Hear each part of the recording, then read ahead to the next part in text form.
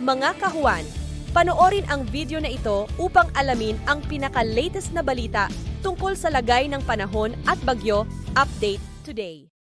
Patuloy pa rin umiiral ang Intertropical Convergence Zone or ITCZ dito sa Southern Luzon, Visayas at Mindanao, kung saan ngayong araw magdudulot pa rin ito ng mga kalat-kalat na pag-ulan sa kanlurang bahagi ng Southern Luzon, Visayas at Mindanao. Samantala, ang easterlies naman ay nakakaapekto sa silangang bahagi ng Northern at Central Luzon, kung saan ngayong araw ay magdudulot din po ito ng mataas na tsansa ng mga kalat-kalat na pag-ulan, pagkidlat at pagkulog dito naman yan sa silangang bahagi ng Central at Southern Luzon. So pag-iingat po para sa ating mga kababayan sa posibilidad ng mga pagbaha at pagguho ng lupa. Samantala sa nalalabing bahagi naman ng ating bansa ay meron pa rin tayong mararanasan ng mga isolated na mga pag-ulan, lalong-lalo na yan sa hapon at gabi dulot ng easterlies at ng ITCZ. At sa kasalukuyan ay wala tayong minomonitor or namamataan pa na sama ng panahon na maaaring makaapekto dito sa ating bansa.